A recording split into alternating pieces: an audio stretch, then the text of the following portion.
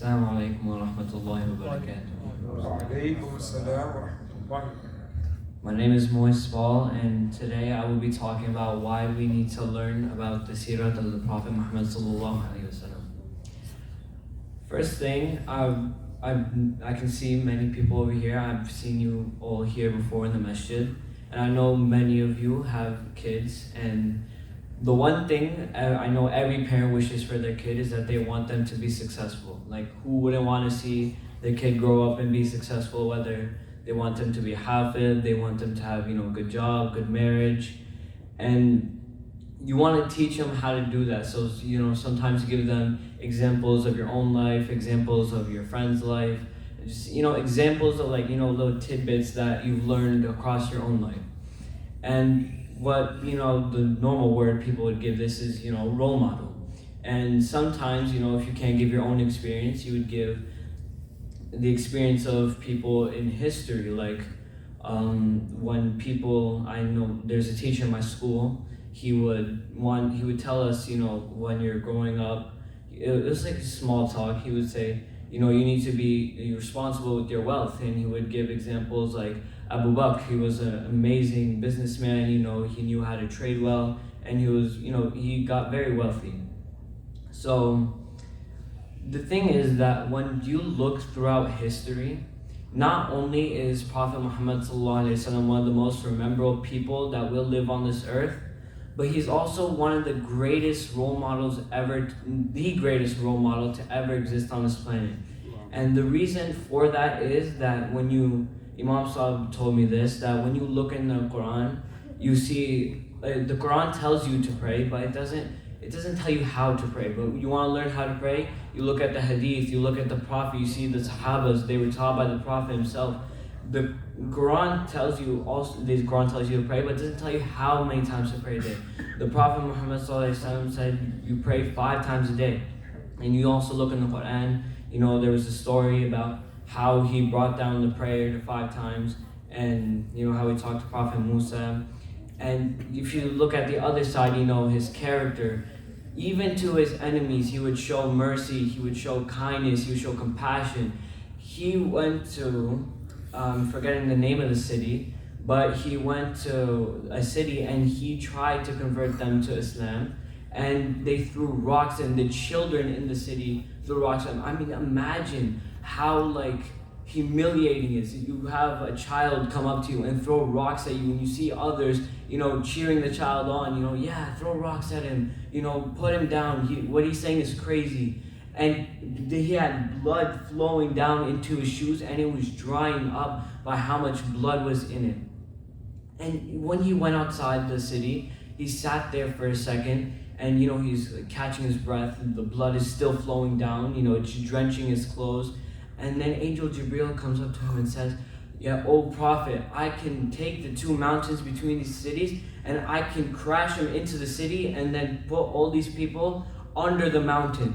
And what the Prophet said, first of all, you need to understand something. Emotion is one of the strongest things that affect someone's decision.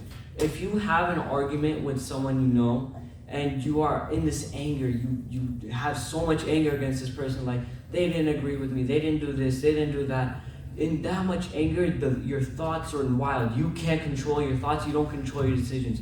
You would start to think, man, I wish the worst on that person, I wish this happens to them, I wish this happens to them, I wish this happens at their job.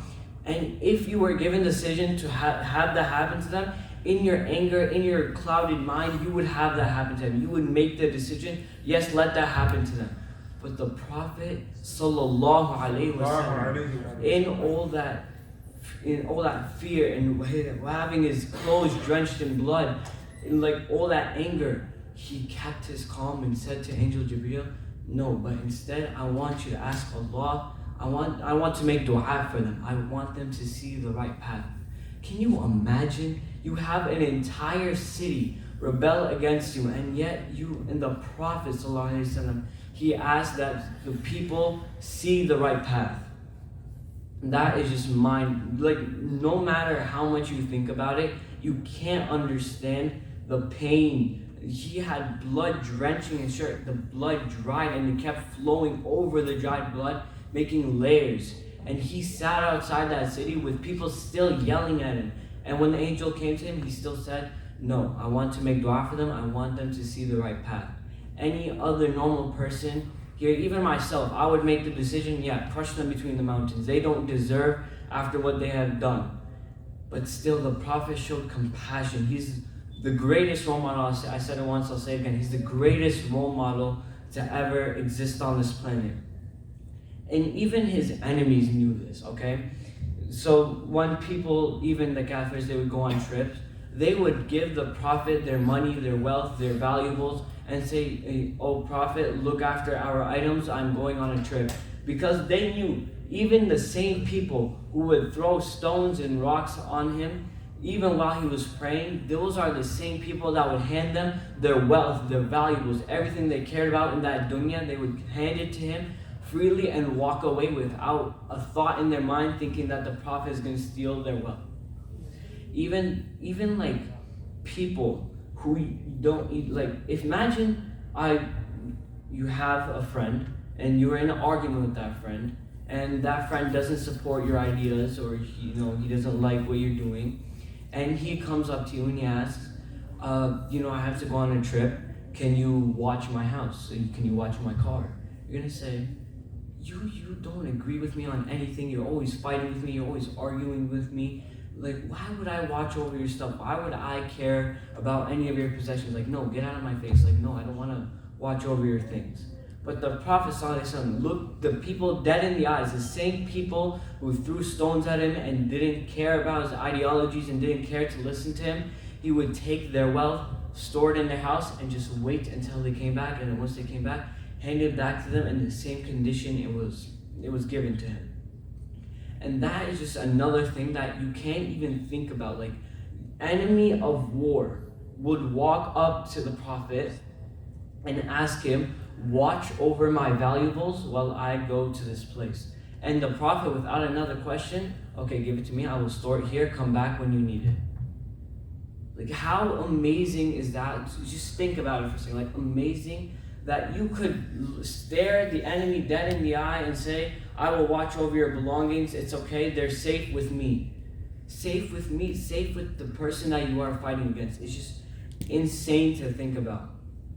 Now, another aspect we'll talk about the Prophet ﷺ is how amazing he shows Islam.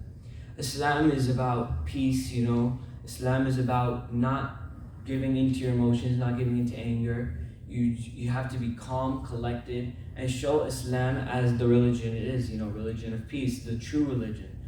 But when you see people, walking out today, Muslims, you'll see them, sometimes, letting a curse slip out here and there, just maybe not showing the best of Islam, maybe they're not wearing the best attire, but it happens, like, you slip up sometimes.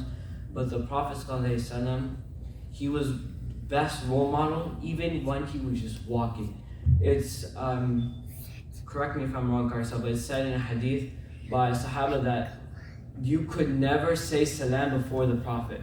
Even the Prophet would see a Sahaba, walking very far away, he'd raise his hand and say, Salamu alaikum.